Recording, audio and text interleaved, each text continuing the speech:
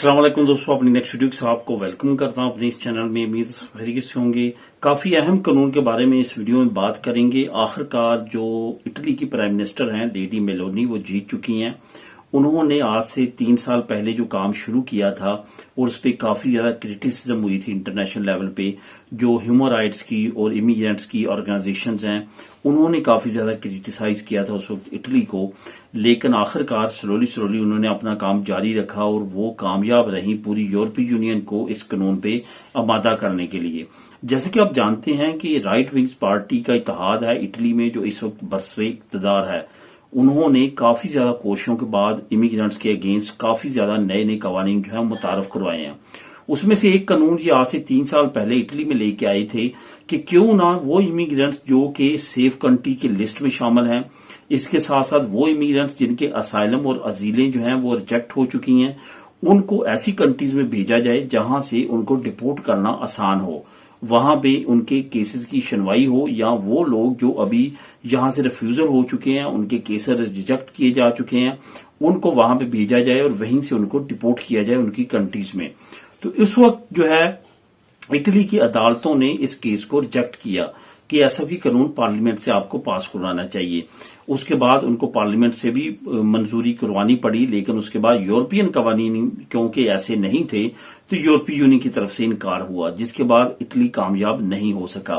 तो उस वक्त इन्होंने एक नया रास्ता इख्तियार किया कि क्यों ना यूरोपीय यूनियन में पार्लियामेंट में यह कानून पास करवाया जाए कि जो इलीगल इमिग्रेंट्स हैं और खास तौर पे जिनके असाइलम अजीलें रिजेक्ट हो चुकी हैं और उन ममालिक से तल्लुक रखते हैं जो अब सेफ कंट्रीज के तौर पे जो हैं वो उनको लिस्ट किया जाता है, तो उनको थर्ड कंट्री में रखा जाए और वहां से उनको डिपोर्ट किया जाए।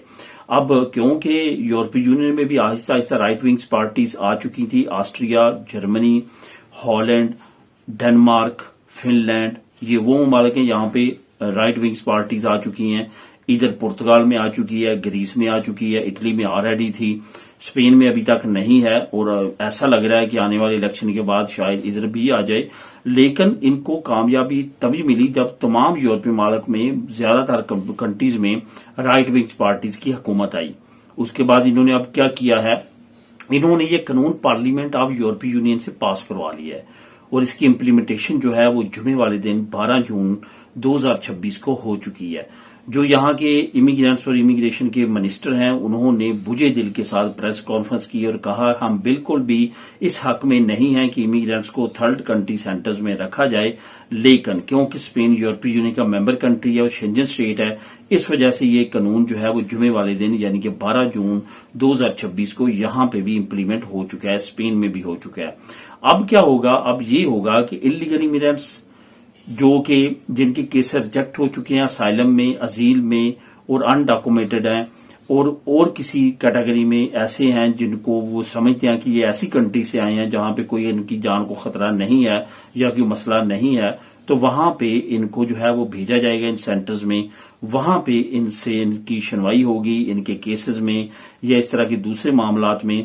तो अगर वो बेहतर समझेंगे तो इनको डिपोर्ट करेंगे, जो कि ज्यादा चांसेस होंगे वहां पे जो चला जाएगा उसको डिपोर्ट ही किया जाएगा। अब यहां पे एक और चीज बहुत अहम है, वो ये है कि आने वाले वक्त में जो भी कश्तियों के जरिए या अनडॉक्यूमेंटेड इमिग्रेंट्स इलीगल तरीकों के साथ किसी भी यूरोपीय मुल्क में शेंजन स्टेट में इंटर होने की कोशिश करेंगे और पकड़े जाएंगे, उनको भी इन सेंटर्स में भेजा जाएगा, जिसको थर्ड कंट्री सेंटर्स बोला जाता है। वहां पे इनके केसेस को जो है वो वहीं पे इनके केसेस इनपुट होंगे, इनसे सुना जाएगा तमाम जो है इनकी कार्रवाई। अगर इनका केस जेन्युइन हुआ और ये अपनी अजील या असाइलम में कामयाब हुए तो वापस इनको उस कंट्री में भेज दिया जाएगा जहां से ये इंटर हुए थे, अदरवाइज इनको वहीं से उन सेंटर से डिपोर्ट कर दिया जाएगा।